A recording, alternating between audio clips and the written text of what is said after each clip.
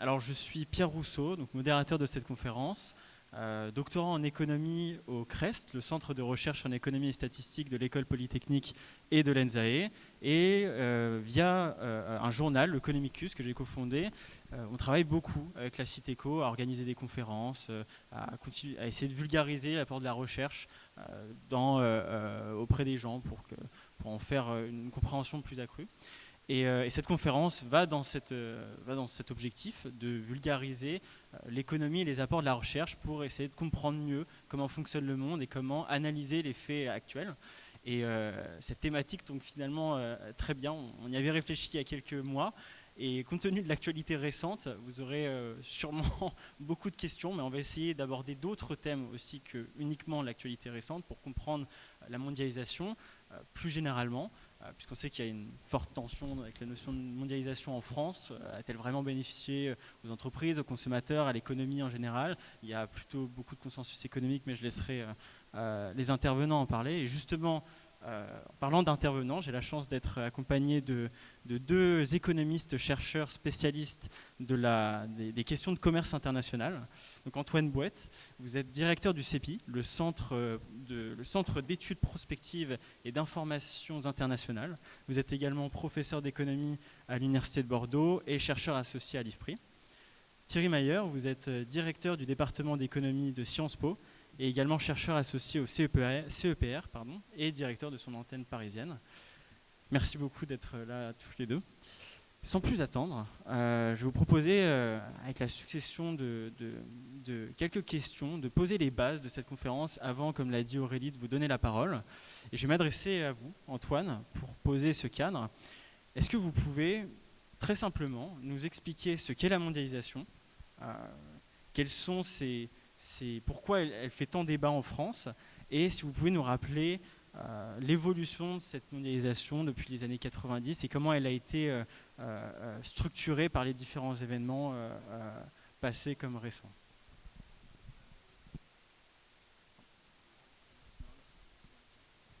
D'accord.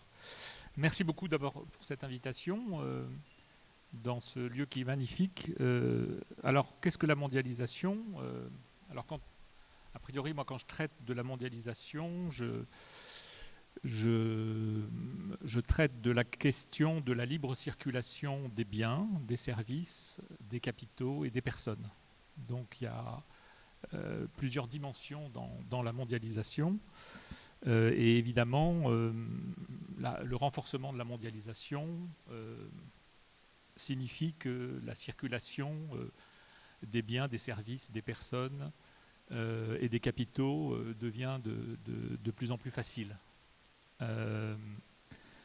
Et alors, j'ai peut-être traité à la fin de cette première intervention la question de pourquoi la France est un peu rétive à la mondialisation, parce que je vous dirais que je ne sais pas, mais en fait, même si j'ai beaucoup essayé de comprendre en tout cas cette spécificité française, en gros, l'ouverture depuis la mondialisation a été croissante depuis la fin de la Seconde Guerre mondiale. Et cette ouverture croissante, en fait, s'est appuyée sur, d'une part, la baisse des droits de douane. Et donc, ça veut dire que c'est une politique volontariste des gouvernements de baisser les droits de douane.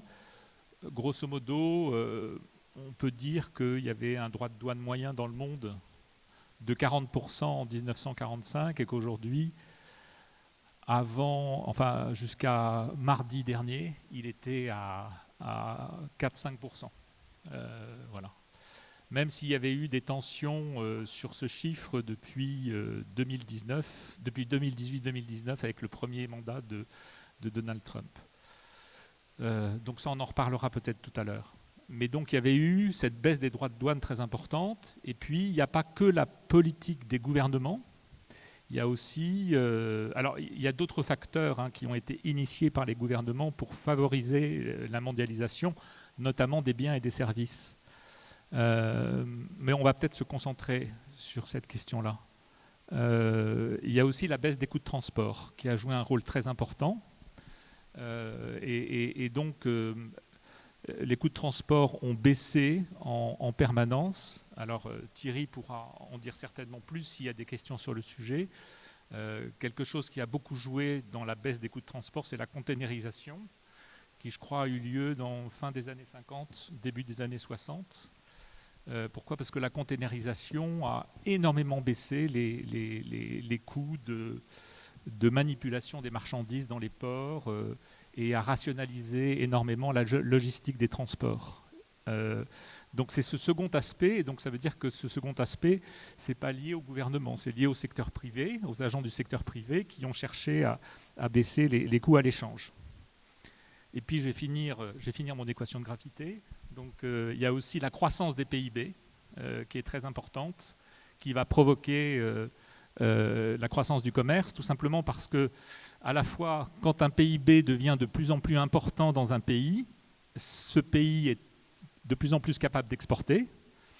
Et puis, en même temps, avec la croissance du PIB, il y a la croissance des revenus, et donc il y a la croissance de la demande, et donc il y a la croissance des importations. Et donc, effectivement, il y a beaucoup de croissance dans le monde entre 1945 et alors, ça varie un peu, ça se tasse un petit peu sur la fin, mais jusqu'à aujourd'hui. Et avec cette croissance économique très forte, on a aussi une croissance du commerce. Voilà. Donc la croissance du commerce est due à tout ça. Et donc le commerce devient quelque chose de très important. Et puis il y a des faits qui sont très importants. C'est qu'il y a l'émergence de la Chine qui va jouer un rôle un peu déséquilibrant, disons, des forces. On va en reparler peut-être plusieurs fois. La Chine était un pays très pauvre dans les années 60-70, avec un revenu par tête très faible. Aujourd'hui, en termes de PIB par tête, la Chine, alors si le PIB de la Chine est très important, bien évidemment, mais parce qu'il s'appuie sur 1,3 milliard de personnes, par tête, le PIB par tête de la Chine est encore aujourd'hui pas aussi important que ça. Il doit être du niveau du Costa Rica ou d'un pays comme ça. Donc il est bien inférieur au PIB par tête, du revenu par tête qu'on a dans un pays comme la France ou comme l'Allemagne. Et donc la Chine s'est ouverte, il y a une certaine forme de capitalisme, un capitalisme d'État qui s'est développé et qui a effectivement lancé un grand programme d'industrialisation, s'appuyant au départ sur un coût de la main-d'œuvre qui est très faible, donc avec une spécialisation dans des industries qui sont intensives en main-d'œuvre peu qualifiée, et s'appuyant sur beaucoup d'exportations vers le reste du monde, avec une entrée à l'OMC en 2001. Et cette entrée dans l'OMC en 2001 lui permet en fait de régulariser un peu sa situation, puisqu'en fait l'OMC, l'Organisation mondiale du commerce, donne des règles sur le commerce international et permet notamment... Alors la Chine, en rentrant dans l'OMC, a dû baisser ses droits de douane, elle s'est beaucoup ouverte au monde extérieur, et puis elle a pu accéder à un régime commercial sur tous les pays membres de l'OMC qui était plus favorable que le régime antérieur et surtout qui est consolidé. Le grand intérêt de l'OMC, c'est de mettre des droits de douane maximum, bon, qui volent un peu en éclat en ce moment, mais on en reparlera tout à l'heure.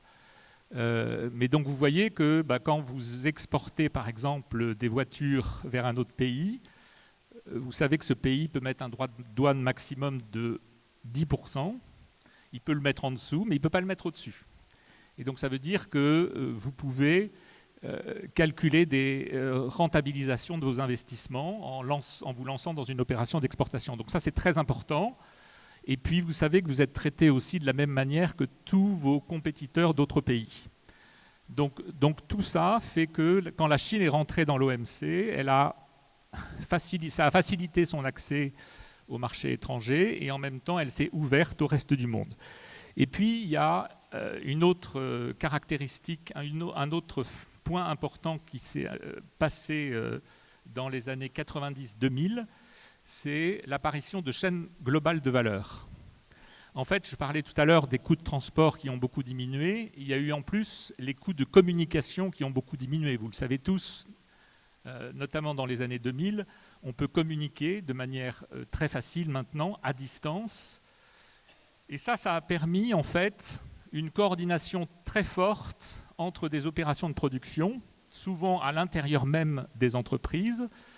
Donc vous pouvez en fait coordonner une activité, vous pouvez décomposer par exemple la fabrication d'un téléphone portable entre des entreprises qui sont aux États-Unis pour la conception, au Japon, en Corée du Sud, en Allemagne et en Chine pour l'assemblage. Et donc, à partir du moment où vous avez à la fois les coûts de transport qui sont faibles et les coûts de communication qui sont très faibles aussi, et la communication qui est facilitée, eh ben, on va créer beaucoup de chaînes de valeur. Et donc, il y a des chaînes de valeur qui se sont développées à partir des années 90, 2000 surtout. Et ça a permis, en fait, effectivement, d'augmenter le commerce.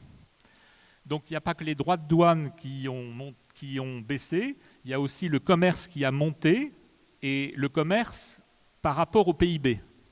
C'est-à-dire, si il n'y a pas seulement le commerce qui monte, il monte plus vite, il a augmenté plus vite que le PIB. Donc, ça veut dire que les opérations de commerce international sont devenues de plus en plus importantes pour l'activité économique. Et ça, c'est vrai jusqu'en 2007-2008. Voilà. À partir de 2007-2008, si vous regardez le rapport exportation et importation de biens et services sur le PIB dans le monde, eh bien, vous voyez qu'en fait, ça stagne.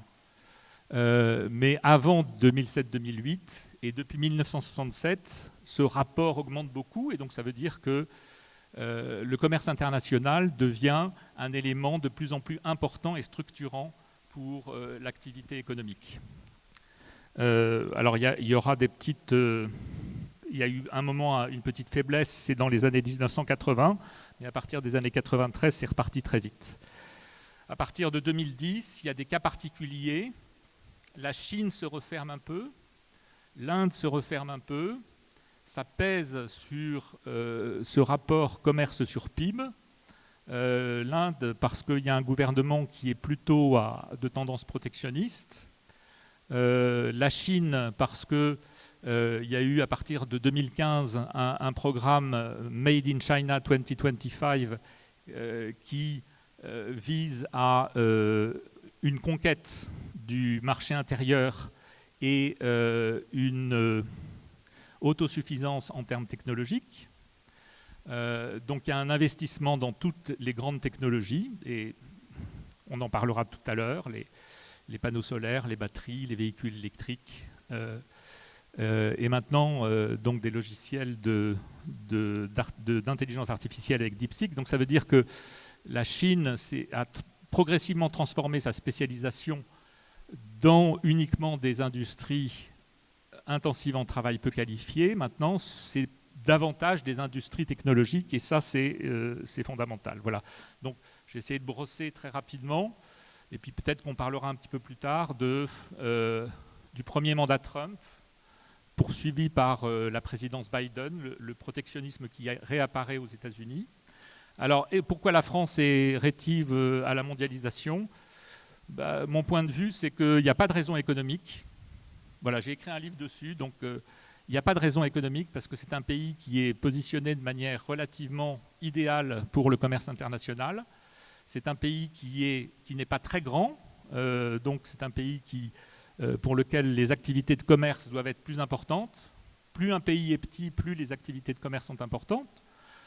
Et puis c'est un pays qui a des avantages comparatifs, avec une main-d'œuvre qualifiée, avec un accès au capital, etc. Et donc c'est un pays qui devrait être intégré dans l'économie internationale. Et il y a une opinion culturellement qui est rétive à la mondialisation, mais ça date du début du 19e siècle. En fait, vous regardez ce qui se passait dans le débat politique au début du 19e siècle, vous avez effectivement un débat politique entre des gens qui sont pour et qui sont contre, et d'autres qui sont contre la mondialisation. Et de manière assez systématique, il y a toujours eu des gens contre la mondialisation qui ont pris l'ascendant au niveau de l'opinion. Mais en fait, il y a un décalage entre l'opinion des Français et la pratique française, qui est quand même une économie qui est très ouverte. Voilà. Merci beaucoup. Alors, vous travaillez tous les deux sur des questions de commerce international, mais avec peut-être des focus et des angles un peu différents. Deux questions pour vous, Thierry. La première, vu que vous avez des angles potentiellement différents dans l'approche à l'économie internationale, je vous propose de vous aussi donner peut-être votre panorama et votre compréhension de la mondialisation ces dernières années, ces dernières décennies. Et aussi, vous travaillez sur le secteur automobile. En quoi ce secteur reflète particulièrement les évolutions qu'a décrites Antoine au préalable, parce que je pense forcément à cette fragmentation aussi de la mondialisation, des spécialisations de production qui amènent des questions de dépendance, des questions stratégiques d'autonomie qui sont assez prégnantes dans ce secteur. Absolument, merci beaucoup d'abord. Vous m'entendez? Oui, c'est bon. Pour l'invitation, je suis très content d'être là et de pouvoir partager avec vous. Donc effectivement, on peut voir l'automobile un petit peu comme en quelque sorte une étude de cas, un peu de tout ce dont Antoine vient de parler. Donc à la fin des années, à l'après-guerre, entre guillemets, il y a une croissance des échanges qui va s'accélérer en gros à la fin des années 70 et qui va se transformer. Donc effectivement, on pourrait dire que le président Trump est resté un petit peu coincé dans un moment pré-années 90 où il a l'impression que si les automobiles viennent d'ailleurs, elles sont produites entièrement ailleurs et elles arrivent aux États-Unis et elles ne font que détruire des emplois aux États-Unis. Donc on pourrait discuter de même de ça. Mais surtout ce qu'il n'a pas compris, c'est ce qu'Antoine disait, c'est-à-dire que la mondialisation, ça a été principalement une transformation de la manière, c'est comme un changement technologique. C'est comme si on avait une nouvelle manière de produire des choses qui est plus efficace. Et ça, c'est rendu possible par le fait qu'on puisse profiter des différentes pièces détachées, des différents savoir-faire des différents pays pour produire le même bien qu'avant, mais moins cher et mieux, et avec plus d'innovation grâce aux échanges internationaux. Et donc ça, c'est rendu possible par le fait que maintenant, vous avez donc dans n'importe quelle automobile, vous avez les pièces traditionnelles, les pneus, qu'elles soient électriques, hybrides, traditionnelles, un diesel, mais vous avez par exemple beaucoup d'électronique. Et cette électronique, en fait, eh ben, les pays asiatiques ont des avantages comparatifs sur ces électroniques, mais pas pour tous. Pour certains, ils ont des avantages électroniques pour la Corée du Sud, pour les écrans à cristaux liquides, par exemple, le Taïwan pour les puces, etc. Ça, c'est beaucoup plus efficace de se les échanger. Et donc, vous avez des pièces détachées et des produits semi-finis qui traversent les frontières à de nombreuses reprises pour, à la fin, finir par être produits dans une usine américaine, par exemple. Et en général, vous avez un siège auto. Il a traversé la frontière canado-américaine et mexico-américaine 3 fois avant d'être monté. Tout ça moins cher que s'il était monté directement aux États-Unis.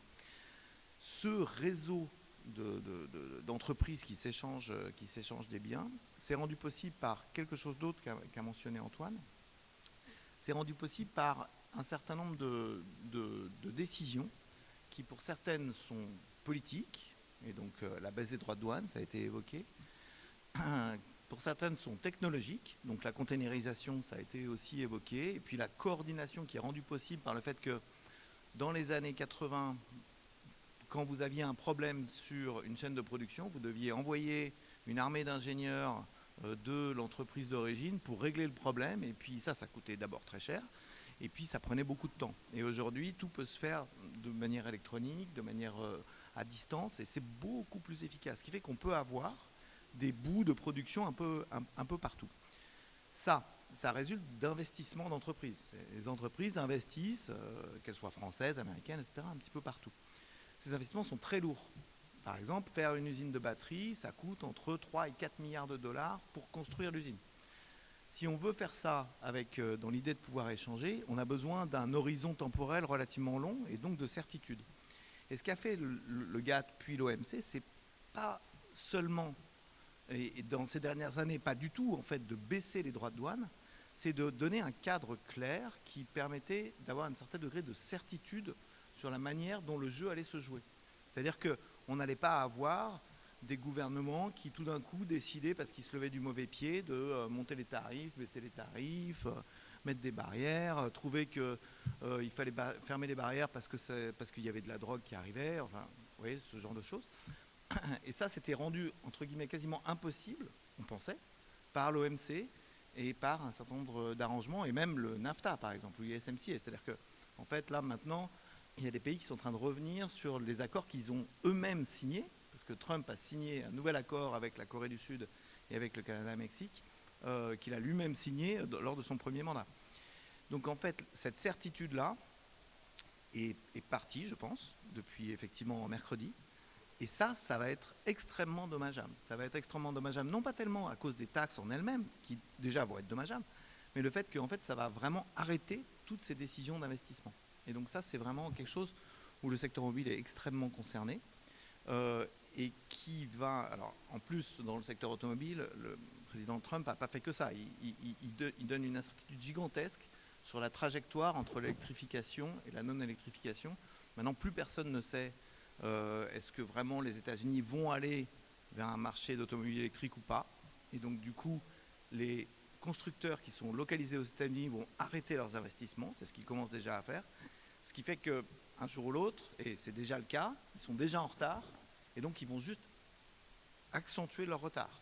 Et donc, plus il y aura de retard, plus il faudra de barrières protectionnistes. Et ça s'est jamais bien passé vraiment dans l'histoire pour les constructeurs automobiles.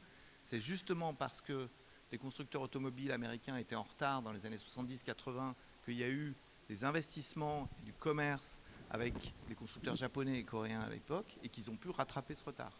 Le fait de se fermer, ça n'a jamais vraiment aidé à favoriser l'innovation. Donc, voilà pour un petit peu pour ça.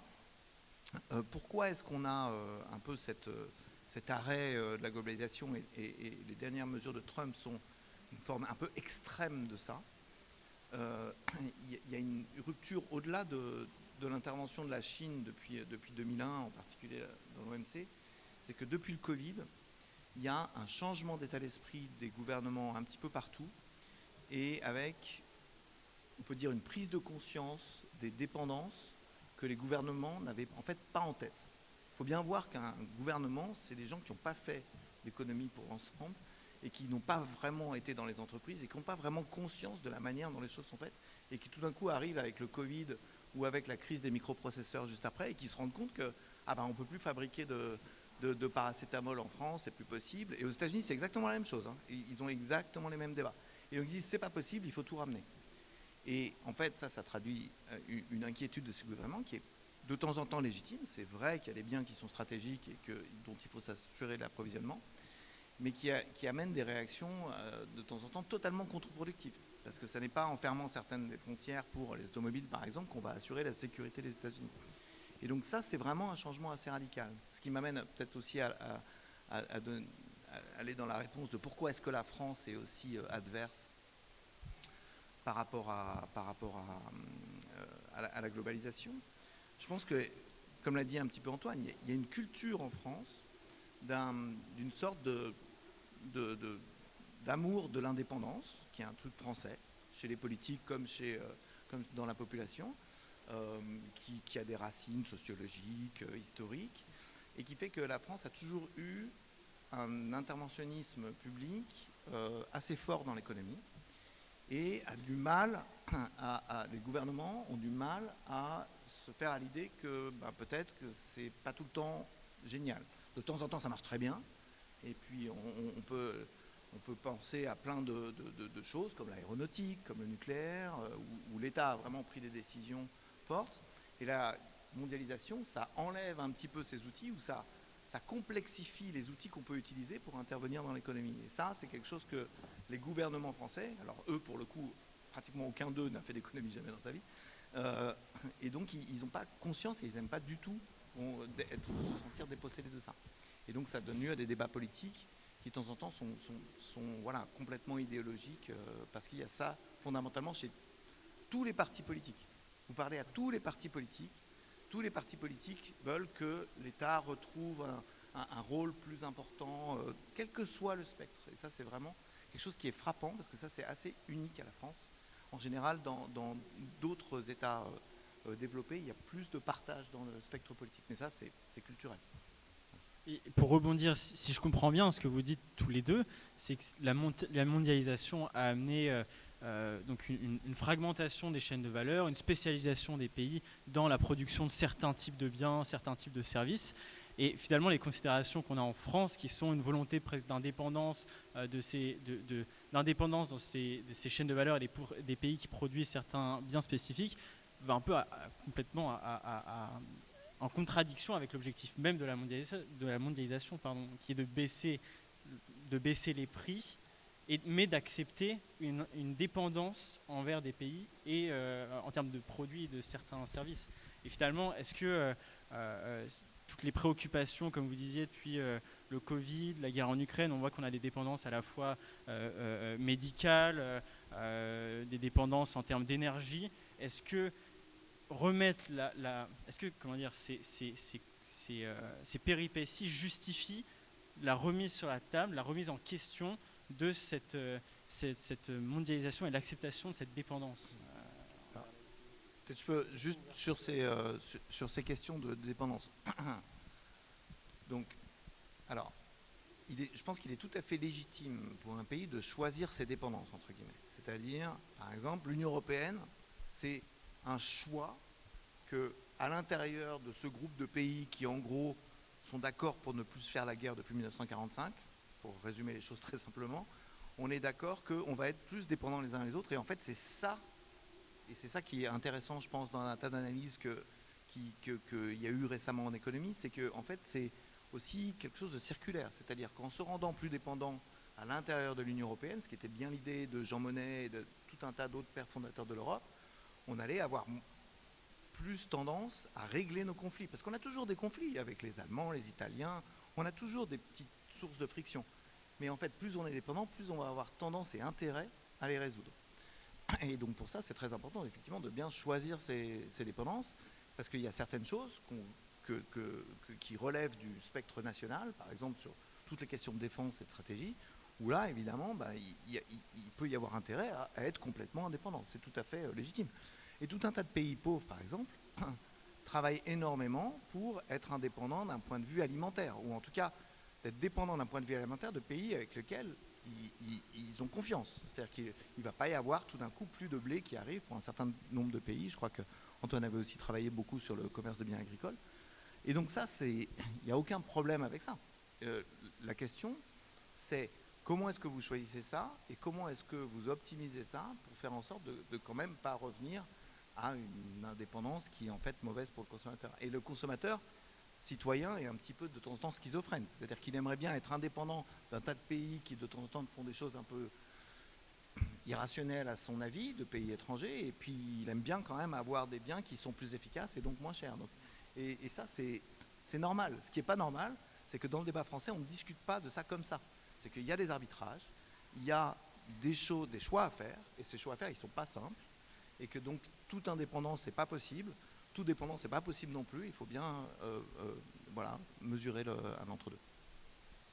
Pour rebondir sur ce qu'a dit Thierry, Antoine, comment on fait typiquement en Europe pour pouvoir finalement se décider sur le trade-off, l'arbitrage entre la résilience des chaînes de valeur et l'apport du libre-échange comme bénéfice pour le consommateur? Comment on peut voir cette question, accepter moins de...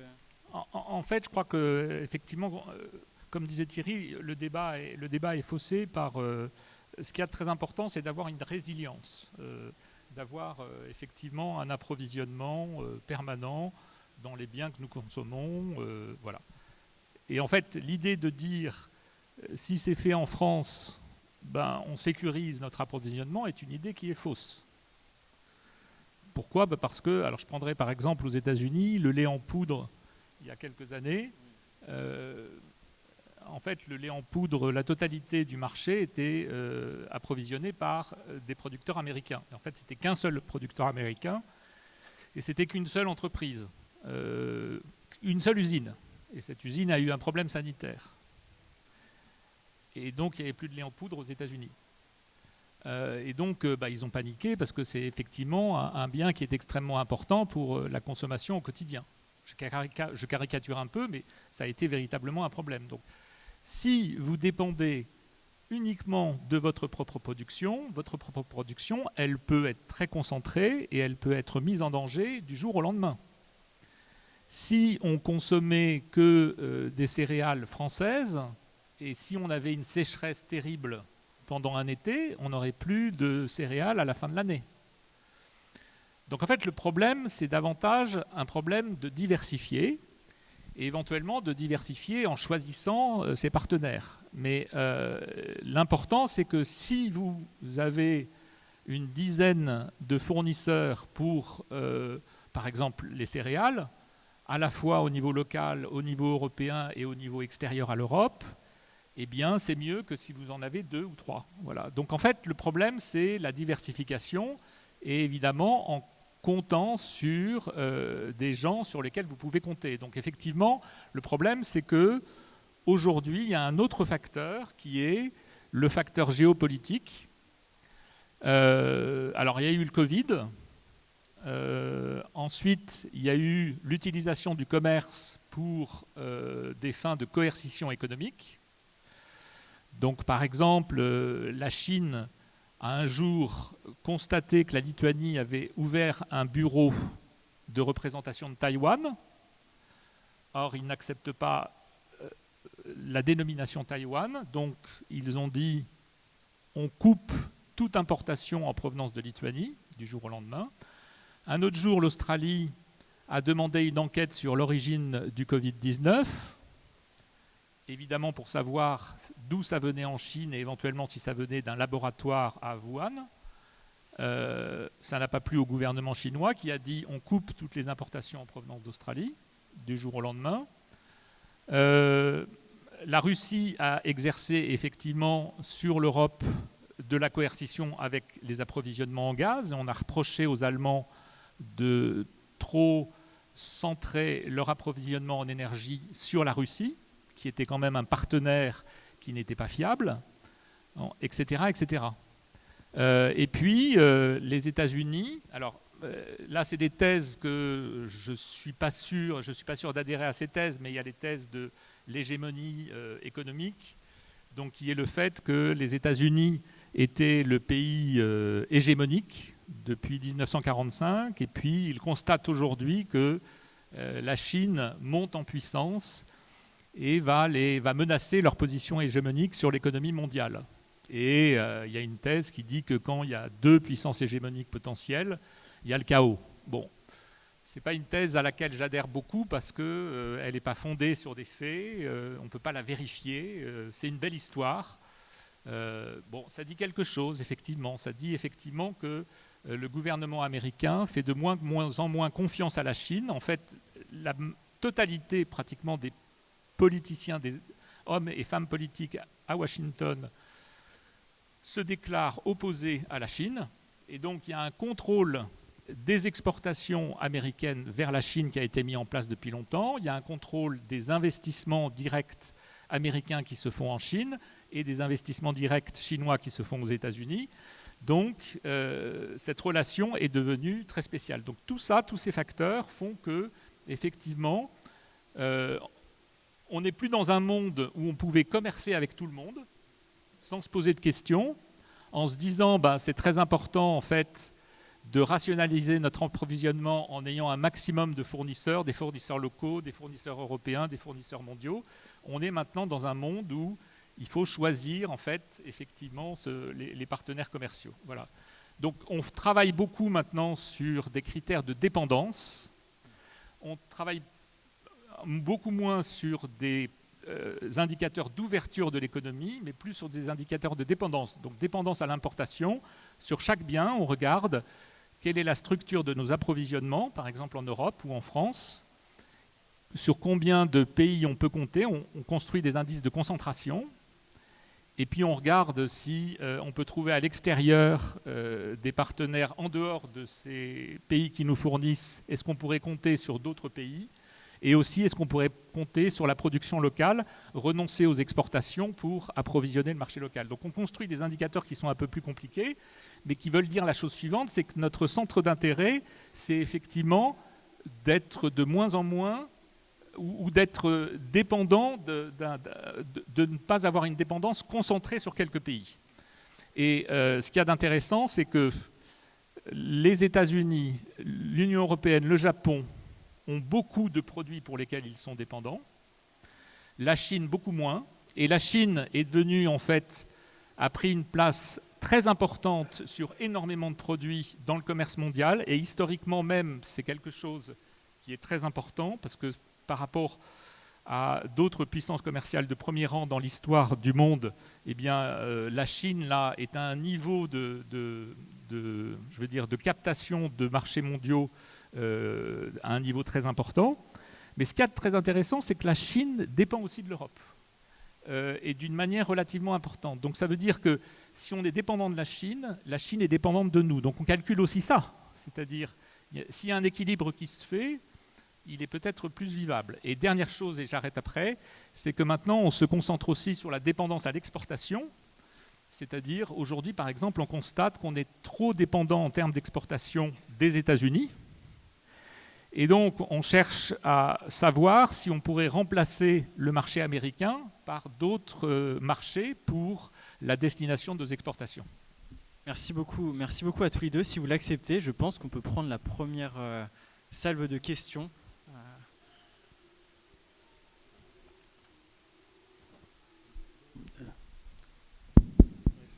Oui, bonjour. Merci pour ce rappel historique. Mais ça, c'est passé depuis mercredi. Maintenant, c'est les Trump Trade. Moi, ce qui m'intéresse, c'est de savoir ce que vous en pensez. Comment vous voyez l'avenir? Je vous propose peut-être de prendre peut-être 2 autres questions. Non? Ouais. Après, oui, il y aura une réponse des 2 intervenants.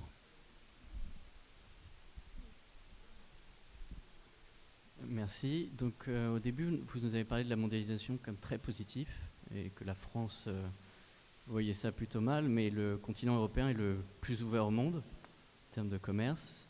Cependant, quand on regarde depuis 2008, la divergence croissante entre les États-Unis et le continent européen. Donc pourquoi ne pas voir Trump comme une chance et de dire on va aller sur une autre mondialisation? Ce que vous avez parlé dans un deuxième temps, plutôt une régionalisation des échanges.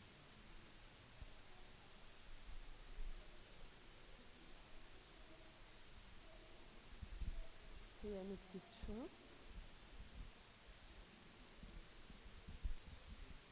Bon, écoutez, on va déjà répondre à ces 2 questions. Merci beaucoup à tous les 2. Thierry. Sur l'avenir et Trump, je crois que ce qui caractérise justement ce qui a été annoncé mercredi, c'est que c'était... Donc tout le monde s'attendait, ou enfin, je pense que tous les économistes sérieux s'attendaient à ce que Trump fasse comme d'habitude, c'est-à-dire qu'il fait vraiment ce qu'il avait dit, c'est-à-dire qu'il a toujours eu une obsession sur les droits de douane, il a toujours... eu cette approche mercantiliste, en fait, export bien, import bad, c'est vraiment son truc. Bon, ce qui a été très surprenant, je crois, et ce qui rend l'avenir extrêmement incertain, c'est à quel point il y a eu une improvisation totale dans la manière dont c'est fait. Donc on a l'habitude d'avoir une politique commerciale américaine qui est pas du tout naïve et qui peut avoir des hauts et des bas. Il y a déjà eu, sous Nixon en 71, un tarif à 10% mis sur tout le monde pour forcer la négociation sur les taux de change. Ça a déjà arrivé et on a l'habitude de ça. Mais on a l'habitude d'une administration américaine qui est ordonnée, entre guillemets, qui ne fait pas un calcul de coin de table avec une feuille Excel qui doit être fait 2 heures avant et qui a l'air de totalement improviser avec une liste complètement farfelue et des objectifs absolument pas clairs. Parce que quand vous écoutez Trump, c'est à la fois, on va ramener tous les emplois, donc on va arrêter de commercer, et à la fois, ça va ramener 6 000 milliards de dollars à l'économie de droits de douane. Ce qui est juste pas possible, parce que si on n'importe plus, on n'a plus de droits de douane.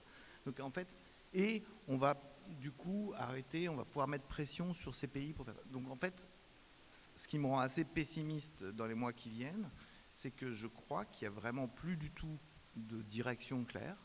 Je crois qu'il n'y a plus du tout d'administration derrière qui a une vision sur ce qu'ils veulent et que ça rend la réponse d'États comme la Chine, l'Union européenne, etc., extrêmement difficile parce qu'en fait, on ne sait plus sur quoi négocier. Et donc ça me paraît être vraiment quelque chose qui est un vrai nouveau monde. Les économistes n'aiment pas d'habitude qu'on dit là c'est différent, mais là c'est vraiment différent parce qu'on ne sait plus sur quoi négocier.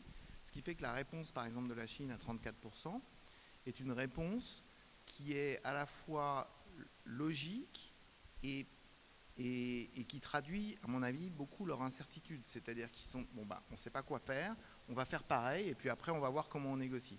Parce qu'en fait, ce n'est pas une réponse très intelligente. Il vaudrait mieux dire, je vais répondre à Trump en faisant le plus mal possible aux États-Unis, tout en préservant mes consommateurs, ou tout en préservant mes entreprises. Ça, c'est la stratégie normale. Ils ne font pas du tout ça, alors qu'avant, ils faisaient ça. L'Union européenne, je pense à la bonne attitude, qui est, OK, on va attendre quelques jours, on va réfléchir, on a des plans divers et variés pour voir comment on retaliate, comment on a des représailles là-dessus.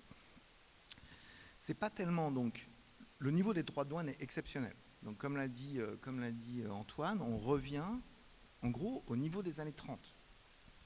Et juste avant la Seconde Guerre mondiale. Donc on revient à des niveaux totalement exceptionnels.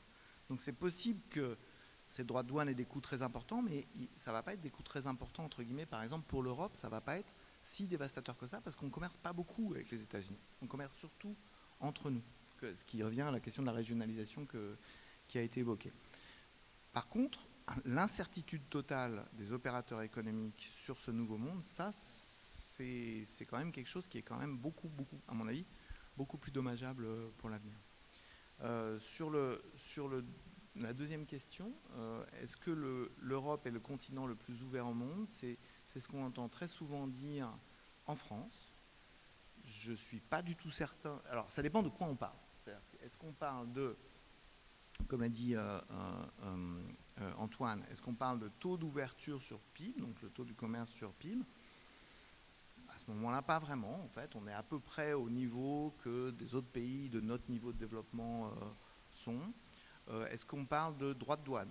Non, on est plus ou moins au même niveau à l'heure actuelle, avant mercredi, des droits de douane d'autres pays. Donc, est-ce qu'on est le plus ouvert au monde? Non, on est à peu près au même taux d'ouverture, au même niveau de liberté des échanges que les pays développés au cours des dernières décennies. Est-ce que ça va relancer la régionalisation? Est-ce que ce n'est pas une chance? C'est certain que du coup, par effet un peu mécanique, ça va relancer la régionalisation.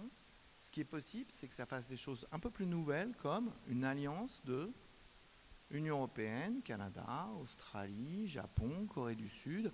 On est déjà en accord de libre-échange avec le Japon, la Corée du Sud, le Canada, l'Australie et la Nouvelle-Zélande, je crois que c'est en discussion, je ne sais pas s'ils ont signé. Donc c'est très possible que ces pays-là se disent, bon ben voilà, les États-Unis ont décidé de sortir du jeu, deviennent impossible à prévoir. Nous, on va avoir une approche plus coopérative entre nous. C'est tout à fait possible.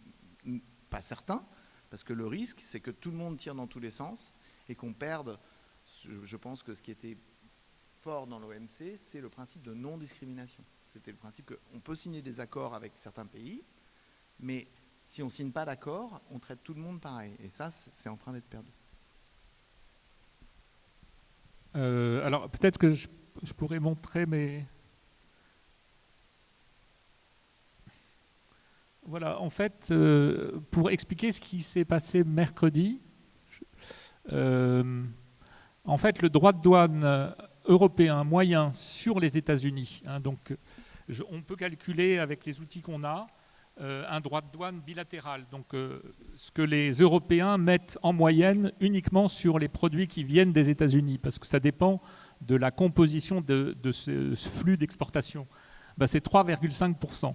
Et à l'inverse, le droit de douane américain, alors avant mercredi, sur l'Europe était de 2,6%. C'était une relation à peu près équilibrée. Les Américains étaient un peu en dessous, mais la différence n'est pas très importante. Et puis je vais vous dire, ce genre de calcul, c'est sur 5600 produits, il faut pondérer les tarifs. Et donc vous pouvez pondérer, vous avez différents systèmes de pondération, et selon le système de pondération, les chiffres, la moyenne globale bouge, et quelquefois l'Europe, elle passe en dessous des États-Unis.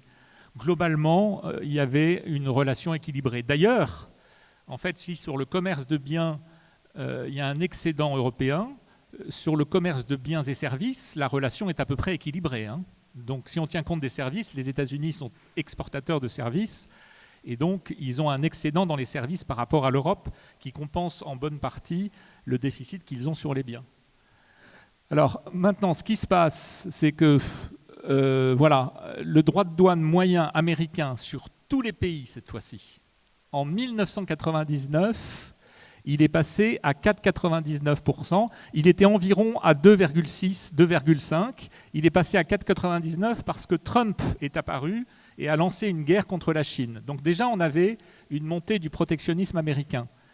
Et maintenant, depuis mercredi, il est à 27,17%. Donc on retrouve des niveaux qui sont des niveaux de 1930. Et le Hawley-Smooth Tariff Act, qui a enfoncé un petit peu les États-Unis dans la crise, qui n'a pas été le déclencheur de la crise de 1929, mais qui a enfoncé les États-Unis dans la crise. Alors si vous regardez maintenant ça, c'est des droits de douane que les États-Unis mettent sur différents partenaires. Donc on voit en fait les pays qu'ils visent. Vous avez sur la gauche la Chine. En bleu, c'était avant mercredi. En rouge, c'était après mercredi. Donc ça passe de 20% à 70-72%.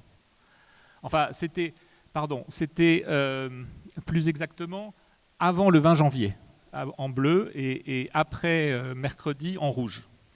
Donc vous voyez que en fait, le pays qui est visé, c'est la Chine, tout simplement parce que l'amateurisme que dénonçait très bien Thierry, il s'est matérialisé par le fait qu'ils ont pris des tarifs qui sont absolument sans aucun fondement économique.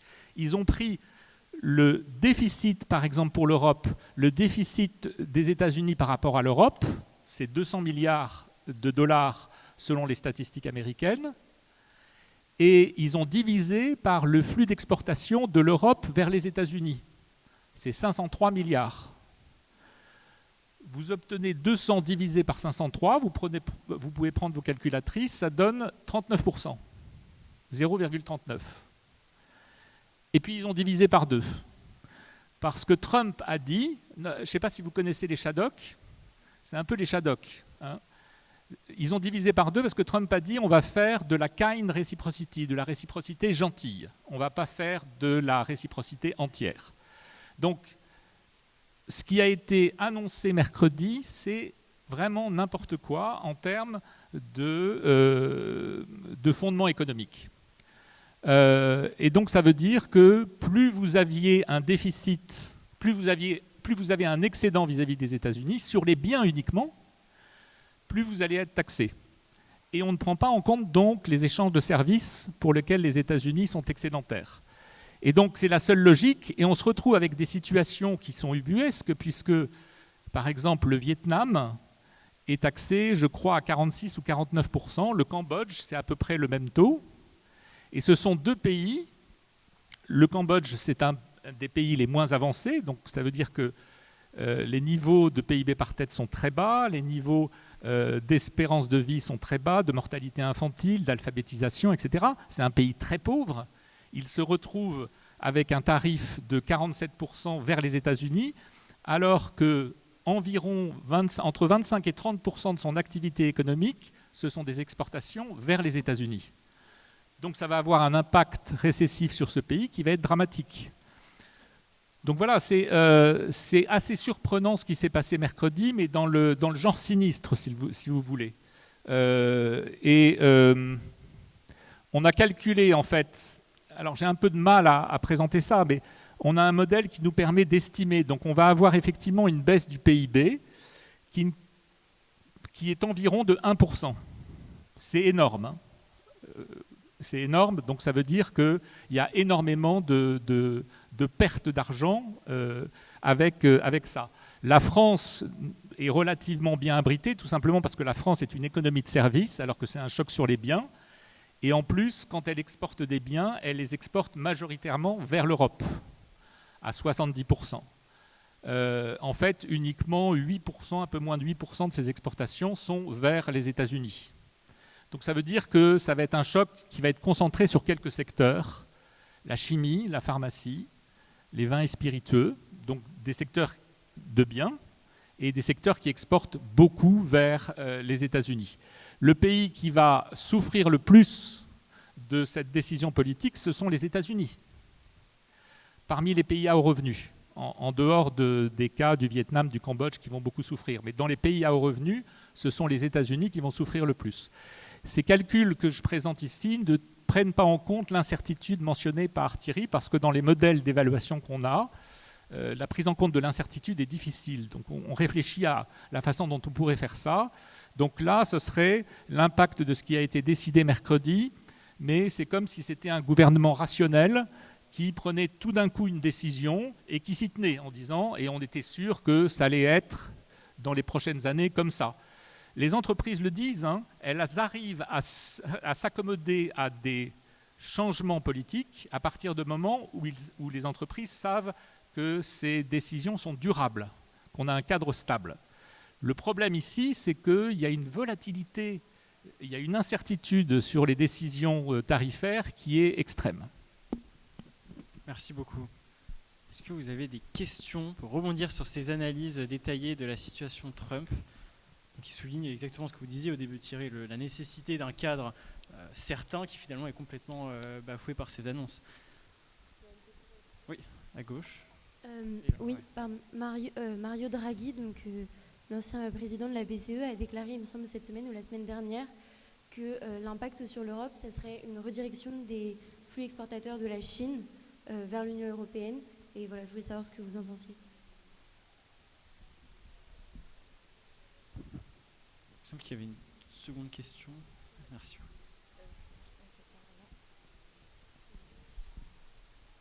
Il y avait eu des tentatives de taxation des entreprises de services américaines, je pense aux GAFAM. Est-ce que, en échange de la hausse des droits de douane, il pourrait y avoir un retour de tentatives de taxation de ces entreprises par l'Union européenne ou d'autres pays? Et quelles seraient les conséquences? Merci beaucoup. Sur la première question... Alors, sur la première question, donc, très bien, c'est des choses assez compliquées où justement il y a besoin de la modélisation très sophistiquée qu'il y a derrière ce graphe que Antoine a mené avec ses équipes. C'est-à-dire que c'est des effets qu'on appelle d'équilibre général. C'est-à-dire ce qui va se passer, c'est que entre la Chine et l'Union européenne, il ne se passe rien directement. On ne change pas notre droit de douane, ils ne changent pas leur droit de douane, il ne se passe rien. Donc en théorie, il ne devrait rien se passer. Mais en vérité, il va se passer quelque chose, effectivement, c'est que comme la Chine ne peut plus exporter avec des taux aussi élevés, vraiment plus beaucoup vers les États-Unis, la Chine, entre guillemets, devient plus pauvre. C'est-à-dire que la Chine, en fait, il y a vraiment une baisse des revenus et donc un appauvrissement relatif de la Chine. Ce qui fait qu'elle devient un meilleur compétiteur sur l'ensemble des autres pays qui, eux, n'ont rien demandé à personne et donc ne changent rien. Donc en fait, il va y avoir effectivement une hausse des exportations de la Chine et d'autres pays les plus touchés vers le reste du monde qui, lui, n'a pas changé le truc, donc l'Europe en particulier, parce que c'est un gros marché. Et c'est là que peut s'enclencher une mécanique très très dangereuse, parce que l'Union européenne pourrait dire attention, il y a un énorme afflux d'exportation de la Chine vers l'Union européenne, il faut qu'on se protège, il faut que nous aussi on mette des droits de douane maintenant contre la Chine. Parce qu'on va avoir différents instruments et différentes pressions politiques pour ça. Et à ce moment-là, on met les droits de douane sur la Chine réplique contre nous, etc. Et donc, du coup, comme nous on a fait ça, ils vont réexporter un peu vers les États-Unis, qui va réextrader. Donc, ce type de mécanique-là, c'est ce qu'on a connu dans les années 30. C'est pour ça que le GATT existe, c'est pour ça que l'OMC existe, c'est pour que les pays comme le Vietnam, c'est pour que cette mécanique-là ne s'enclenche pas, et c'est pour que les pays comme le Vietnam ne soient pas frappés par les États-Unis sans pouvoir répondre, parce que de toute façon, ils n'ont pas du tout la superficie économique pour pouvoir répondre. Donc l'OMC, qui est détesté en France, il faut bien voir pourquoi ça existe. Ça existe pour éviter la situation dans laquelle on est aujourd'hui, et le fait de l'avoir, entre guillemets, détruite dans les faits et dans les paroles par différents gouvernements européens et américains, c'est vraiment pas une bonne idée en ce moment. Peut-être juste pour rebondir avec la question de la seconde question de Monsieur Delan, finalement, on a vu que l'OMC et que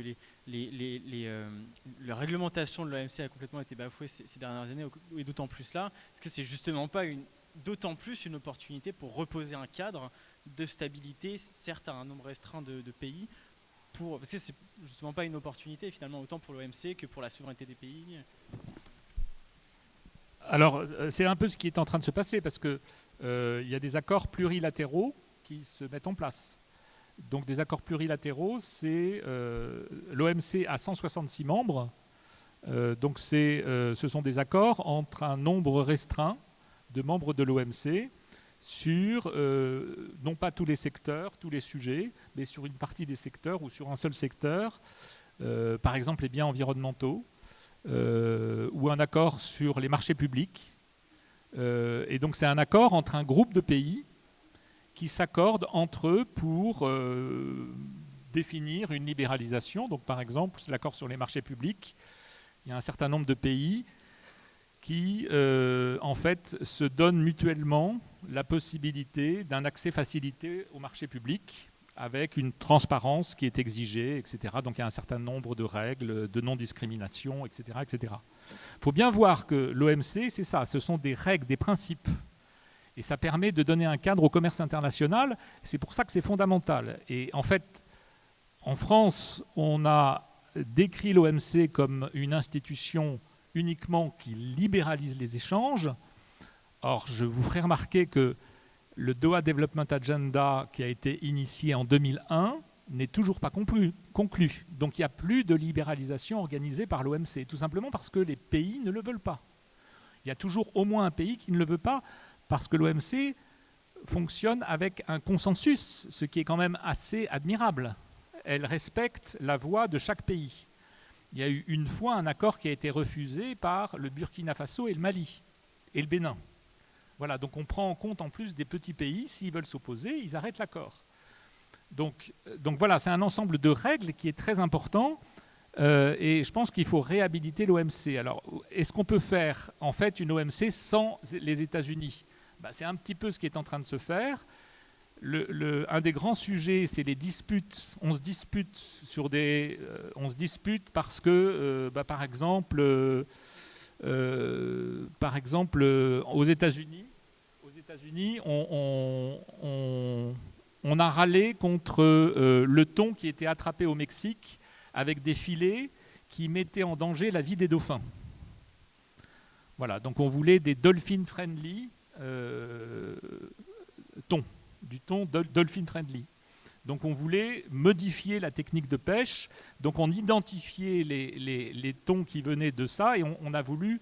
Alors, donc il y a une dispute. Est-ce qu'on a le droit de faire ça ? Parce que c'est sur la méthode de production. Est-ce qu'on a le droit de taxer un pays ou d'arrêter les importations d'un bien parce que dans ce pays, il y a une méthode de production qui ne nous plaît pas ? Donc ça, c'est un problème juridique réglé par l'OMC. Ça donne lieu à une dispute commerciale entre le Mexique et les États-Unis. Et c'est l'Organisation mondiale du commerce qui s'occupe de régler cette dispute. Bon, et donc ça, c'était quelque chose de très important qui avait été acquis avec l'Organisation mondiale du commerce quand l'institution a été mise en place en 1995 pour succéder au GATT, qui était juste un accord. Donc l'OMC a fonctionné avec un règlement des disputes de 1995 à 2019. En 2019, les États-Unis ont arrêté le fonctionnement de l'ORD.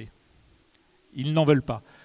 Donc ce qu'on a fait, l'Union européenne, la Chine, on a fait la même chose entre un certain nombre de pays. Et donc il y a 47 pays qui ont fait ce qu'on appelle le MPIA, qui est exactement la même chose, qui permet de régler les disputes commerciales. Et ça, c'est un atout très important. Donc ce que je veux dire, c'est que il y a effectivement, les pays veulent continuer à échanger entre eux, hors des États-Unis.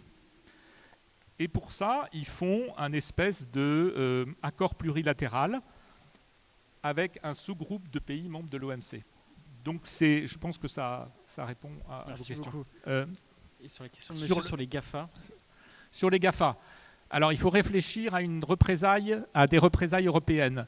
Effectivement, il y a un instrument maintenant qui est un instrument anti-coercition, qui permet en fait à la Commission européenne, si elle obtient un vote à la majorité qualifiée, c'est pour ça que la position d'un certain nombre de gouvernements à l'intérieur de l'Europe va être très importante, parce que, par exemple, est-ce que l'Italie va voter pour des représailles ou pas ? Puisque apparemment la première ministre italienne a des accointances assez fortes avec le président des États-Unis. Et donc ça veut dire que, en fait, il faut un certain nombre de pays à l'intérieur de l'Europe pour adopter un instrument qui s'appelle l'anticoercition et qui permet effectivement tout un tas de choses, notamment de restreindre l'accès des entreprises américaines au marché public européen. Ça permet de suspendre les accords sur la propriété intellectuelle. Donc du jour au lendemain, si on se mettait d'accord en Europe, on pourrait dire Netflix, on autorise le streaming. Tous les logiciels, vous pouvez les downloader. C'est quand même quelqu'un fort. Et effectivement, on pourrait aussi, mais ce serait même plus simple, on pourrait faire une taxe sur les services numériques. Donc Google, Amazon, Spotify, c'est pas, Netflix, etc. Voilà, donc il est possible. Sinon, c'est une représaille sur les marchandises.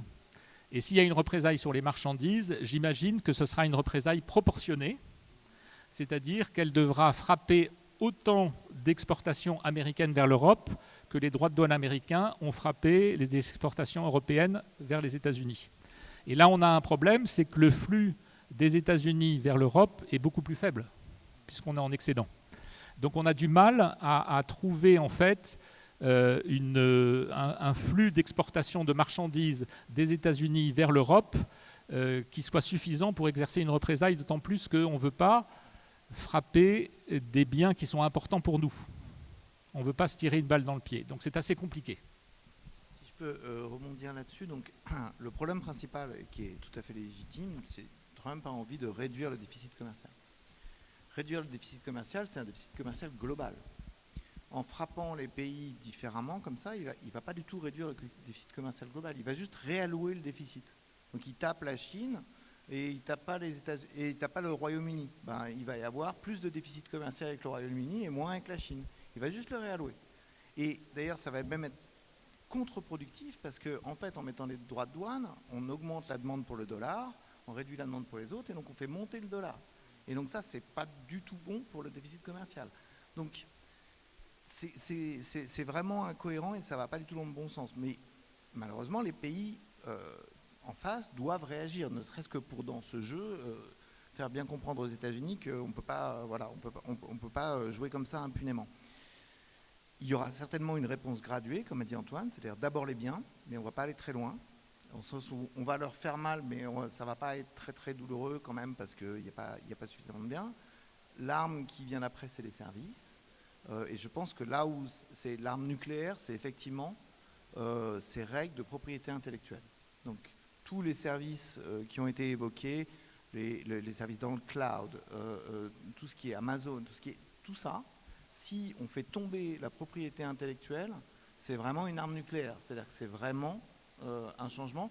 Et pour le coup, l'Union européenne est crédible à faire ça, parce que ça va être coûteux. C'est clair que quand vous devrez, tout d'un coup, si Netflix s'arrête, il y aura des mois d'interruption de Netflix, mais on a la capacité technologique pour faire un autre Netflix et on peut de toute façon leur piquer leur savoir-faire, parce que des entreprises européennes peuvent le faire, comme ça se fait pour des médicaments en Inde, au Brésil, qui est d'ailleurs autorisé par l'OMC, dans des cas où, avec des pandémies.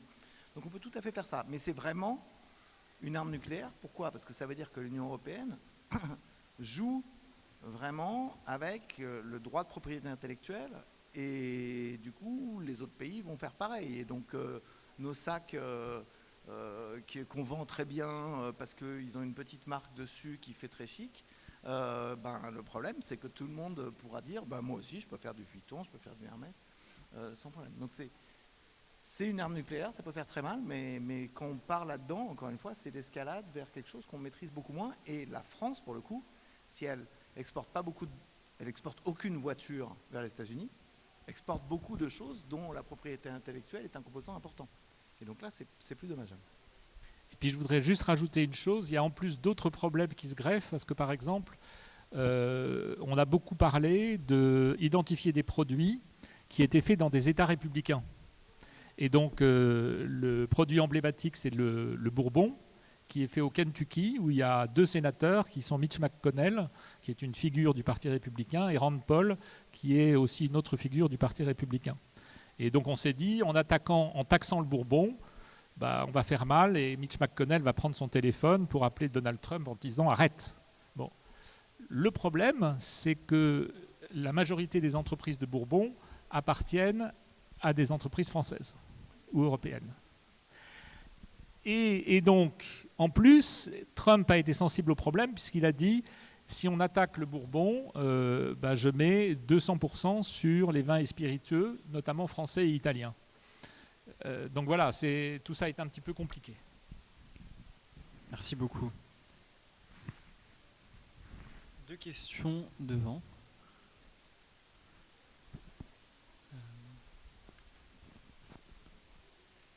Est-ce qu'il y a la possibilité de donner un micro à monsieur devant, ou madame derrière, et ensuite monsieur devant? Merci. Est-ce que vous pourriez préciser les conséquences sur le marché intérieur américain des droits de douane? La première, donc les conséquences, il y a du court terme et du long terme. Du court terme, moyen terme, long terme. À court terme, on a une conséquence immédiate qui est sur les prix. Donc il y a une conséquence sur l'inflation. Donc là, c'est le paradoxe ultime des annonces de Trump, c'est qu'il a gagné l'élection sur une promesse que les prix allaient baisser, que Biden avait fait exploser les prix, etc., qui n'était pas totalement absurde. Le package de relance de Biden, tous les économistes ont dit qu'il était excessif et qu'il avait alimenté l'inflation. Mais il fait ça, et en même temps, donc, il augmente en gros de 15 à 20% les prix de tout ce qui est importé. Donc ça va être la première conséquence. Donc ça, c'est direct pour le consommateur. Par ailleurs, c'est très inégalitaire. Donc non seulement il augmente l'inflation, ce qu'il avait promis de ne pas faire, mais en plus il va le faire sur les populations qui ont voté pour lui. Parce qu'en fait, c'est vraiment beaucoup plus grave pour les gens qui achètent leurs chaussures, leurs vêtements au Vietnam, enfin qui font venir du Vietnam, de Chine, de Malaisie, etc., que pour les amis de M. Musk qui eux, vont être relativement peu touchés par ce type d'inflation. Donc en plus, c'est inégalitaire, donc ça paraît être vraiment se tirer une balle dans le pied. Donc pourquoi? Parce que l'espoir, c'est l'effet à long terme de faire revenir cette production vers les États-Unis. Donc l'idée qu'on va avoir, entre guillemets, du tarif jumping, c'est-à-dire des entreprises. Alors il est obsédé par les automobiles, on pourra peut-être remontrer des choses sur les automobiles, mais il est obsédé par le fait qu'on va avoir des usines qui vont revenir. Ça peut marcher. L'Union européenne a fait à un moment, donc on dit toujours que l'Union européenne est naïve, mais l'Union européenne a mis des barrières tarifaires et non tarifaires sur les automobiles dans les années 80, et ça a accéléré certains investissements japonais et coréens dans l'Union européenne. Ça peut marcher, mais ça peut marcher si c'est prévisible. Ce qui est incroyable, c'est qu'il frappe exactement les pays et les entreprises de temps en temps qui avaient promis qu'elles allaient réinvestir aux États-Unis. Donc Apple, qui avait promis d'investir 500 milliards aux États-Unis, est sûrement l'entreprise qui va être la plus touchée parce qu'elle avait une énorme partie de ses iPhones qui vient de Chine, d'Inde et du Vietnam. Il y a aussi les montres, les iWatch. Et donc, du coup, c'est complètement absurde. C'est vraiment quelque chose qui, comme c'est pas prévisible, devrait dissuader Apple de faire ça, parce que Apple dit je ne vais pas réinvestir aux États-Unis parce qu'après-demain vous allez peut-être changer d'avis. Donc on ne voit pas bien quel pourrait être le bon scénario pour l'économie américaine. Merci beaucoup. Il me semble qu'il y avait une deuxième question devant, monsieur. Et là aussi, oui, très bien.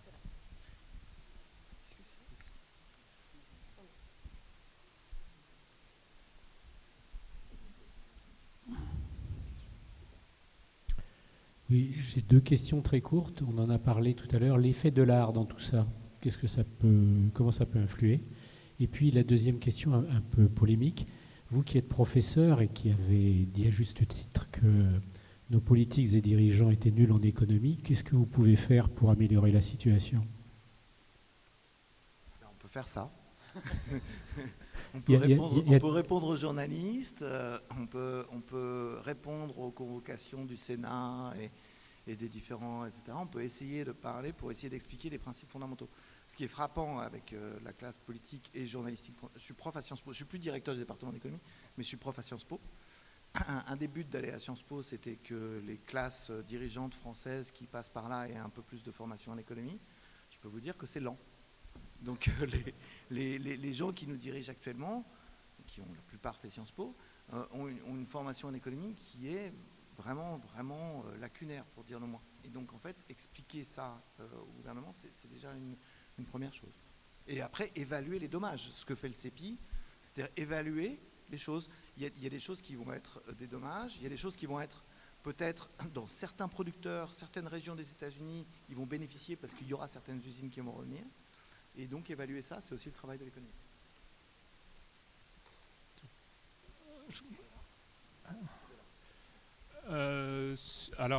L'effet dollar. Alors, moi, je ne comprends pas cette obsession avec les déficits, en fait, de Donald Trump, tout simplement parce que ce sont les États-Unis. Le déficit américain commercial ne vient pas de pratiques déloyales des pays étrangers. Il ne vient pas non plus d'une absence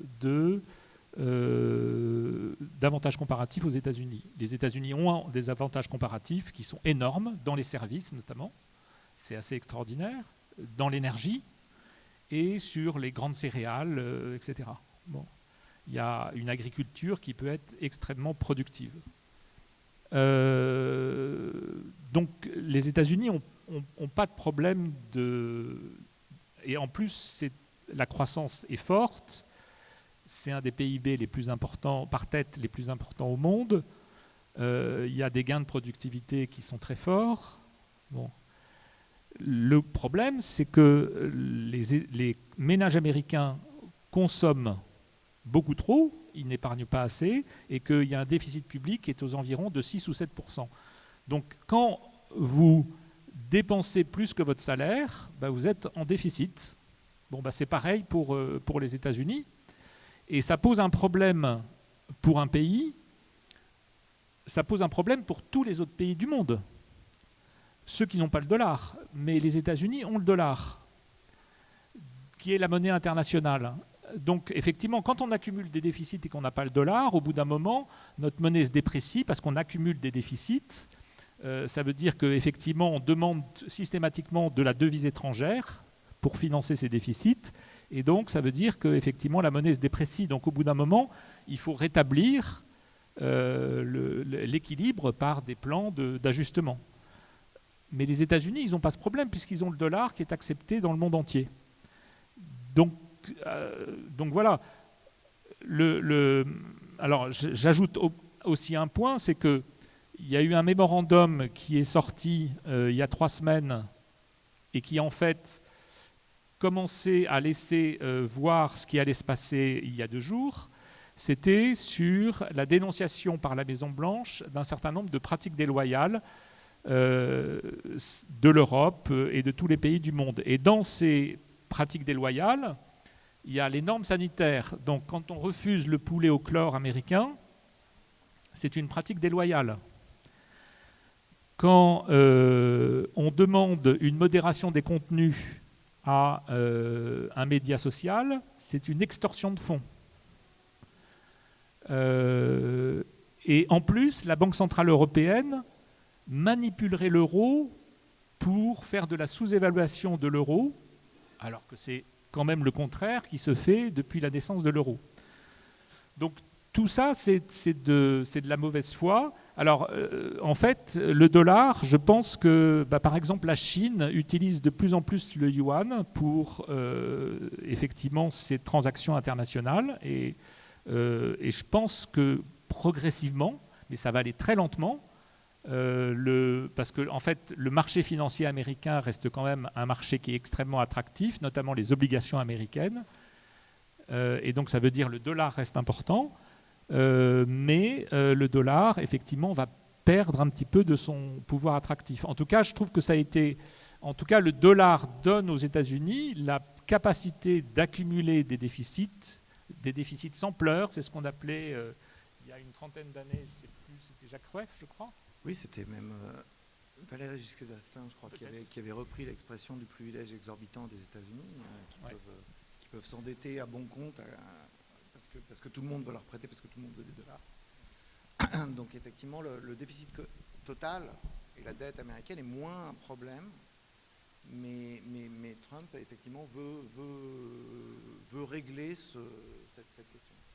Et c'est très important parce que je me souviens d'un papier qui a, alors c'est des méthodologies qui sont un petit peu discutables, qui a essayé d'estimer le côté positif du dollar en termes de dette publique. Vous savez qu'en France, on est à 118%, les États-Unis, c'est à peu près pareil, ça doit être entre 110 et 120%. En fait, je crois, si mes souvenirs sont exacts, que en fait, ce ratio dette publique sur PIB, effectivement, quand il commence à être au-dessus de 60, déjà, on tire la sonnette d'alarme en Europe. Après, quand il commence à être au-dessus de 100%, 110%, c'est grave. Et en fait, le privilège exorbitant du dollar faisait que vous pouvez diminuer le vrai ratio de 30%. Et en fait, ça veut dire que, grosso modo, les États-Unis, ils ont une situation financière qui est à peu près comparable à celle de l'Allemagne. C'est-à-dire que le dollar les ramène, si vous voulez, enfin je ne sais pas si je me suis bien expliqué, mais le dollar, la capacité de financer leur déficit en dollars fait qu'ils se retrouvent à un problème des finances publiques qui est à peu près équivalent à celui de l'Allemagne. Voilà, donc le problème, c'est la trajectoire de la dette publique américaine qui est très inquiétante en ce moment. Donc ce n'est pas le niveau, c'est le fait que ça augmente beaucoup. Oui, alors je pensais à la réorganisation des chaînes de valeur. Est-ce qu'il serait possible pour la Chine d'exporter vers le Royaume-Uni et le Royaume-Uni ensuite exporte aux États-Unis? L'Union européenne exporte ses produits au Royaume-Uni, on fait un peu de transformation au Royaume-Uni et ensuite ce serait réexporté aux États-Unis. Est-ce qu'une nouvelle chaîne de valeur comme ça pourrait exister selon vous? Oui, je crois que ça a été discuté il y a 2 jours à l'Élysée avec des patrons de fédérations d'industrie. En fait, la différence entre les 10% que le Royaume-Uni va avoir et les 20% que l'Union européenne va avoir n'est peut-être pas assez suffisante pour envisager ces solutions dans toutes les industries. Mais on va peut-être assister à effectivement des installations d'usines européenne au Royaume-Uni pour bénéficier effectivement d'un régime douanier plus favorable. Alors il faut voir s'il y a en plus des règles d'origine qui vont se mettre en place.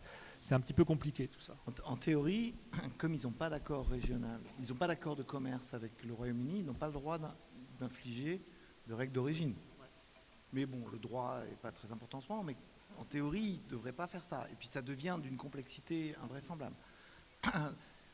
Donc c'est possible que ça arrive, il faut voir à quel point c'est inefficace. C'est-à-dire qu'imaginez, vous avez quelque chose qui était produit au Vietnam, et au lieu de le produire au Vietnam qui est touché à 46%, on va le produire au Royaume-Uni. Si on produit entièrement au Royaume-Uni, il faut imaginer le surcoût que c'est. Si les chaussures sont produites au Vietnam, c'est que évidemment elles sont moins chères qu'au Royaume-Uni. Donc ça revient à un coût. Si on fait comme vous dites, c'est-à-dire qu'en gros, on fait tout. La voiture, parce que moi je connais bien les voitures, on la fait toute en Chine, on la démonte, on la met dans un bateau, on la remonte en Grande-Bretagne et après on l'envoie aux États-Unis, ce qui s'appelle des CKD. C'est possible, ça se fait surtout sur les pays vraiment en développement, mais ça pourrait se faire. C'est d'une inefficacité catastrophique. On n'a pas parlé de climat ici, mais imaginez la dépense d'énergie, de ressources, c'est complètement catastrophique. Donc oui, ça fait partie, c'est un exemple d'inefficacité créée par ce type de distorsion.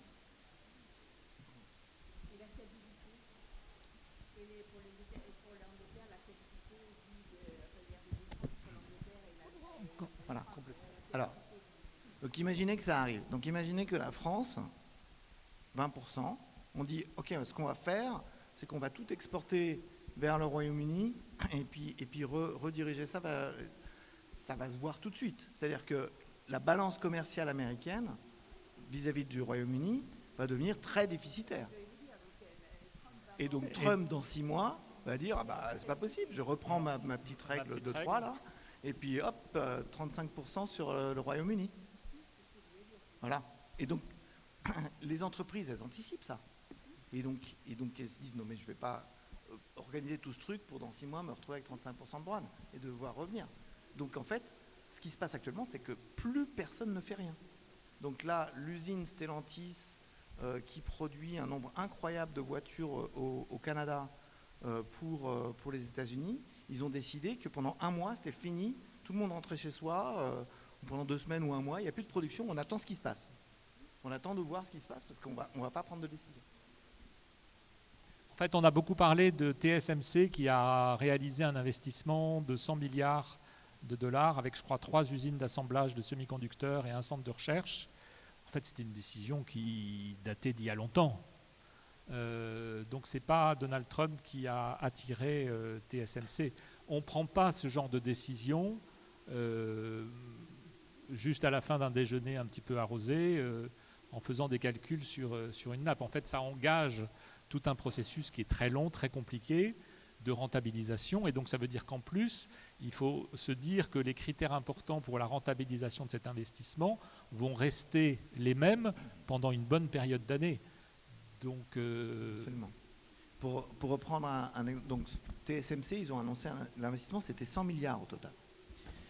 Et ça comprend en fait tout un réseau, un écosystème de fournisseurs qui doivent venir avec eux pour leur fournir les matières premières. Imaginez, si l'iPhone doit être produit aux États-Unis, ça veut dire qu'en fait, tout ce qui auparavant rentrait libre de droit en Chine à partir de différents réseaux en Chine, etc., doit venir avec. Et donc ça, c'est impossible de convaincre ses partenaires de monter d'autres usines tant qu'on n'a pas un environnement certain. Et donc c'est pour ça que c'est certainement, il est possible, si rien ne change d'ici quelques semaines, que ce soit la première récession globale causée par l'homme, entre guillemets, d'une manière vraiment volontaire. C'est-à-dire que là, si tout s'arrête du jour au lendemain, on va avoir une récession qui n'a rien à voir avec ce qui s'est passé auparavant. Puisque là, on va avoir vraiment toutes les chaînes qui vont s'arrêter, entre guillemets. Merci beaucoup. Le temps s'écoule rapidement. Peut-être avant de clôturer dans quelques minutes la conférence, j'aimerais poser une question à Thierry au sujet du secteur automobile.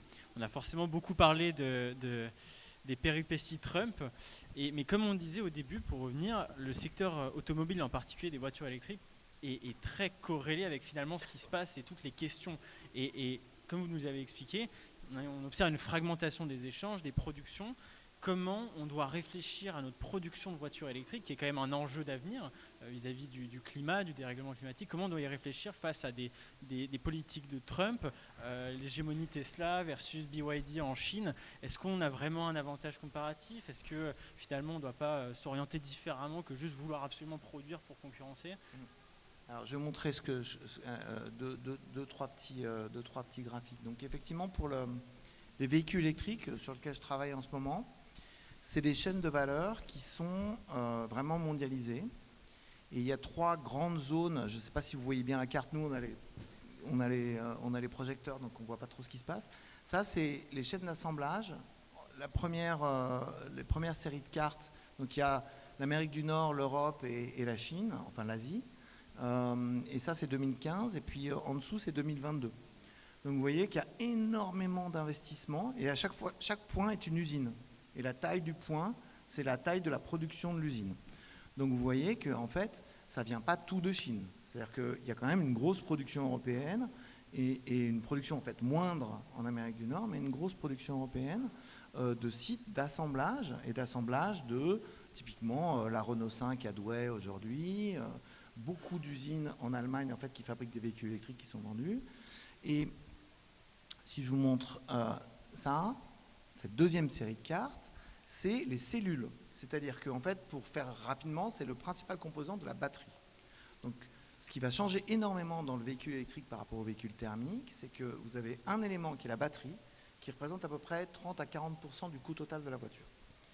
Et ce qui change totalement par rapport à ce qu'on savait sur les automobiles, c'est que dans les cellules, ça c'est de la chimie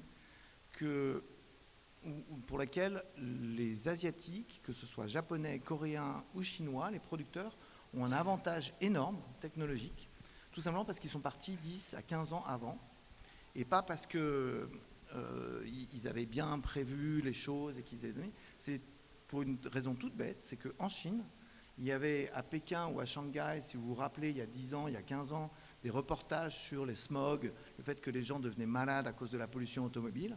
Et bien ils ont dit, il n'y a plus aucune voiture qui rentre et qui est immatriculée à Pékin ou à Shanghai si elle n'est pas électrique. Et du coup, vous voyez que ça a entraîné une explosion de la production de batteries. Ils sont aujourd'hui à 50% des ventes automobiles qui sont électriques en Chine. On est aujourd'hui à 15-20% en Europe. Et donc, les cellules, qui sont la carte, je vais me lever parce que vous montrer. Donc ça, c'est les usines de cellules. Et ça, c'est vraiment l'énorme avantage. Vous voyez, il y a le Japon, la Corée du Sud et la Chine par rapport à l'Europe, où il y en a vraiment très peu. Et ce rattrapage, il se fait au fur et à mesure. Si on parle, et les États-Unis, oui, il n'y en a pas beaucoup non plus. Si on parle d'une chaîne de valeur comme le véhicule électrique, on va avoir des flux qui sont ainsi. C'est-à-dire que vous allez avoir ici, alors vraiment très très résumé, l'Europe donc, consomme beaucoup d'elle-même, à peu près 1 million de véhicules. L'Asie consomme beaucoup d'elle-même, à peu près 3 millions de véhicules. Et les États-Unis, à peu près 550 000 véhicules. Il y a assez peu de flux, comme dans tous les automobiles, sauf Asie vers Europe. Donc il y a effectivement un flux Asie vers Europe, mais ça reste que la moitié de ce qui est produit de l'Europe vers l'Europe. En revanche, si vous regardez les cellules, là, pour le coup, c'est vraiment l'Asie qui exporte vers à la fois les Amériques et vers l'Europe, et évidemment énormément vers elle-même. C'est un très gros marché qui en fait exporte vers le reste du monde, et y compris vers elle-même. C'est là qu'il y a un énorme avantage comparatif. Donc tout l'enjeu va être de savoir si, en mettant des politiques de subvention, on va réussir à garder une industrie de du véhicule électrique et potentiellement attirer les batteries. Et là-dessus, je vais finir en disant il y a 3 types de méthodes. Vous donnez une subvention, et donc ça augmente la demande pour les véhicules électriques. Ça, c'est bien pour l'environnement, c'est bien pour la production. Le second avantage, c'est comme ça dépend énormément de la batterie, c'est que vous avez intérêt à investir, encore une fois, si les circonstances sont certaines, dans des batteries en Europe. Donc, il y a 4 projets d'investissement en France, tout se passe bien, etc. Les États-Unis, ils ont fait ça, et ils ont en même temps incité à l'investissement dans les batteries aux États-Unis. Ça marche très bien. Ça marche très bien jusqu'à novembre 2024. C'est-à-dire qu'il y avait énormément de projets d'investissement d'automobiles et de batteries aux États-Unis jusqu'à novembre 2024. Et depuis novembre 2024, il y a un nombre incroyable de projets qui sont en train de s'annuler, à la fois automobiles et de batteries. Tout simplement parce que la politique de Trump, à la fois en termes de droits de douane pour importer les autres parties et en termes d'incertitude sur ces subventions, fait que ces investissements deviennent trop risqués. Et donc, il peut y avoir une chance pour l'Europe, entre guillemets, c'est que malgré le fait qu'on a un désavantage comparatif sur les cellules, malgré le fait qu'on n'a pas autant de moyens de subventionner que peuvent l'avoir les États-Unis, en fait, avec ces politiques-là, paradoxalement, on pourrait bénéficier en fait d'un report vers l'Union européenne. Voilà. Merci beaucoup. Merci beaucoup à tous les deux. Peut-être pour clôturer, donc j'espère qu'on a pu vous donner quelques éléments de réflexion sur cette thématique de la mondialisation, des défis actuels, mais plus généralement, puisqu'on est à la Citeco, j'espère aussi que vous avez pu comprendre que l'économie, c'est pas simplement comme on a en tête peut-être une science de l'argent, de la banque classique. C'est beaucoup plus que ça, ce sont des méthodologies qui permettent de comprendre l'état des lieux du commerce, de comprendre quelles sont les mesures utiles pour réfléchir à des politiques, et pas comme vous le disiez, noter sur un coin de table ce qui vient à l'esprit et ce qui est le plus marquant comme chiffre. Il y a aussi toute une démarche de modélisation, de compréhension des effets, d'évaluation des politiques pour pouvoir améliorer ces efficacités. Donc c'est vraiment une science qui qui est utile et qui est à prendre en compte dans les décisions politiques, comme on l'a vu, ce qui n'a pas trop été le cas. En tout cas, merci beaucoup à vous, parce que vous avez été également modérateur de cette conférence. Donc, merci beaucoup et bon festival à tous.